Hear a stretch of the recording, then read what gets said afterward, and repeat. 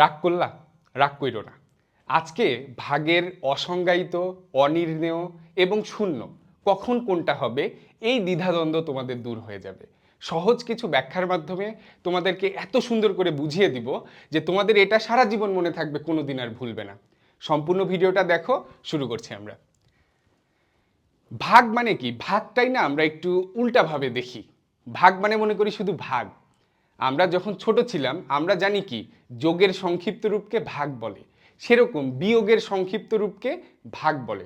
আমরা যদি বিয়োগ এবং ভাগ এই দুইটা যদি এক জায়গায় করতে পারি, এটা যদি বুঝতে পারি, তাহলে কিন্তু আমরা এই অসংজ্ঞায়িত, অনির্ণেয়, শূন্য এই টপিকটা খুব সহজেই বুঝতে পারবো, কোনোদিন আর ভুল হবে না। ঠিক আছে, আগে দেখি আমরা 15/5 মানে কি। 15/5 মানে আমরা সবাই বলতে পারছি যে এটার উত্তর কত? 3। কিভাবে 3 হইল? 15কে 5 দিয়ে ভাগ করে 3 হইল। এর মাঝে কি লুকিয়ে আছে খেয়াল করো। আমরা 15 থেকে 5 কয়বার বিয়োগ করতে পারি? 15কে 5 দিয়ে ভাগ মানে কি? 15 থেকে 5 কয়বার বিয়োগ করতে পারি, এটা যদি তুমি বুঝতে পারো বাকি সবগুলো বুঝতে পারবে। ধৈর্য ধরে দেখো। দেখো 10, আবার 10 থেকে যদি আমি 5 বাদ দিই তাহলে কত হইল? তাইলে হইলো 5। আবার 5 থেকে 5 বাদ দিলে কত হবে? 0। যতক্ষণ বাদ দেওয়া যাবে, বিয়োগ করা যাবে, ততক্ষণ আমরা বিয়োগ করব। তাহলে 15 থেকে 5 কয়বার বিয়োগ করা গেল? 3 বার। কয়বার? 3 বার। তার জন্য ফলাফল হয়েছে 3। এটা তো ক্লিয়ার, এটা আমরা হয়তো অনেকেই বুঝি। এখন খেয়াল করি 0/2 সমান কত? 0/2 সমান কত? আমি প্রথমেই বলেছি, এখানে কি বললাম? 15 থেকে 5 কতবার বিয়োগ করা যায়? তাহলে এখানে তোমার কি হবে? 0 থেকে 2 কতবার বিয়োগ করা যায়? 0 থেকে 2 কি বিয়োগ করা যায়? যায় না। তাহলে কতবার বিয়োগ করা যায়? 0 বার বিয়োগ করা যায়। এটার উত্তর কি হবে? 0।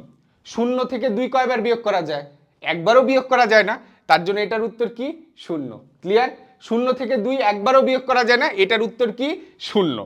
ওকে, তারপর এবার খেয়াল করো 2 থেকে 0 কতবার বিয়োগ করা যায়? 2/0। 2/0 কয়বার বিয়োগ করা যায়? খেয়াল করি তো। দেখো তো, 2 থেকে 0 2। আবার খেয়াল করো, 2 থেকে 0 2।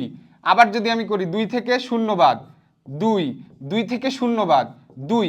আমরা যদি সারা জীবন বিয়োগ করে যাই, এই বিয়োগটা কি শেষ হবে? এই বিয়োগটা তো শেষ হবে না। এই বিয়োগটা শেষ হবে না। তার জন্য এটার উত্তর হইল কি? অসংজ্ঞায়িত। কি? অসংজ্ঞায়িত।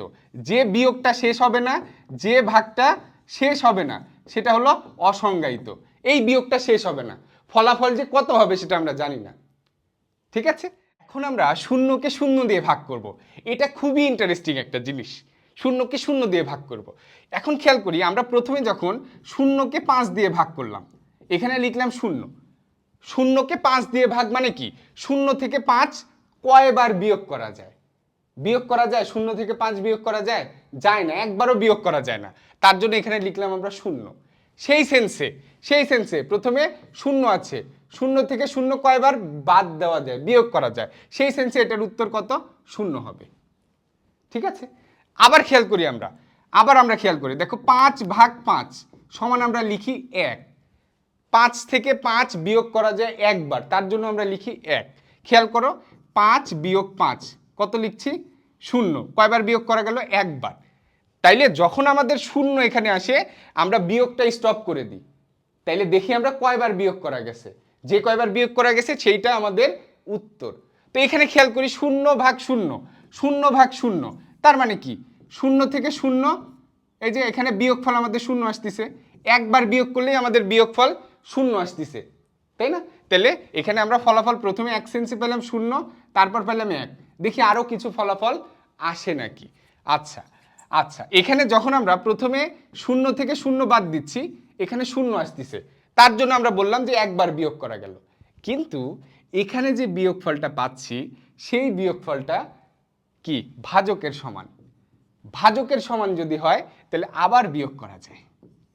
তাহলে কি বাবা, আমার বিয়োগফল 0 আসলে আমরা কি করছি? 1 সেন্সে আমরা বিয়োগফল 0 আসলে বিয়োগটা স্টপ করে দিচ্ছি, ফলাফল পেয়ে যাচ্ছি যে কয়বার বিয়োগ করা গেল। কিন্তু কিন্তু দেখো এখানে বিয়োগফল 0, তাহলে আবার বিয়োগ করা যাবে, তাহলে সেখান থেকে আবার 0 পাবো। তাহলে কয়বার বিয়োগ করা গেল? তাহলে 0 পেলে আমরা বিয়োগ স্টপ, তাহলে 2 বার বিয়োগ করা গেল, তাহলে ফলাফল 2। আমি মনে হয় বুঝাইতে পারিনি। খেয়াল করো, এই যে 10, ভাগ 5 সমান 2। আমরা 10 থেকে 5 বাদ দিলাম, কত হইল 5। এই যে এখানে দেখো এই সংখ্যাটা ভাজকের সমান, তাহলে আরেকবার কি যাবে, বিয়োগ যাবে। তাহলে কত হলো 0। এখানে 0 আসলে আমরা তো স্টপ করে দিচ্ছি। দুইটা জিনিস, বিয়োগফল 0 আসলে আমরা কি স্টপ করে দিচ্ছি, তারপর গুনছি যে কয়বার বিয়োগ করা গেল। এখানে বিয়োগ করা গেছে 2 বার, সেহেতু ফলাফল কত 2। ঠিক আছে, তাহলে 0 আসলে স্টপ করে দিয়ে আমরা গণনা করব যে কয়বার বিয়োগ করা গেল। কিন্তু আরেকটা জিনিস, যখন আমাদের এখানে ভাজকের সমান সংখ্যা থাকবে আরো একবার বিয়োগ করা যাবে। তো এখানে কি হচ্ছে খেয়াল করি, এখানে আমরা যখন শূন্যকে 0 দিয়ে বিয়োগ করছি বা 0 থেকে 0 বিয়োগ করছি, তখন আমাদের ফলাফল 0 আসতেছে। একবার বিয়োগ করলেও 0, 2 বার বিয়োগ করলেও 0, 3 বার বিয়োগ করলেও 0, 4 বার বিয়োগ করলেও 0, মানে বিয়োগ করা যাবে। 4 বার বিয়োগ করলেও কি আসতেছে 0, 5 বার বিয়োগ করলেও 0, 6 বার বিয়োগ করলেও 0। তাহলে যেহেতু আমাদের ফলাফল 0 আসতেছে, বিয়োগফল 0 আসতেছে, সেই সেন্সে আমাদের বিয়োগ শেষ, ফলাফল 1, 2, 3, 4।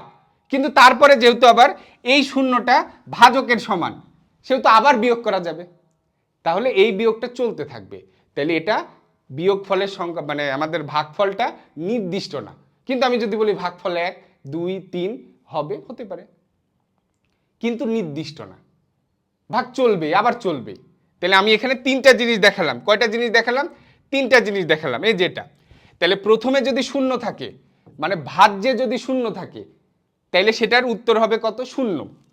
যদি ভাজকে 0 থাকে, সেটার উত্তর হবে অসংজ্ঞায়িত।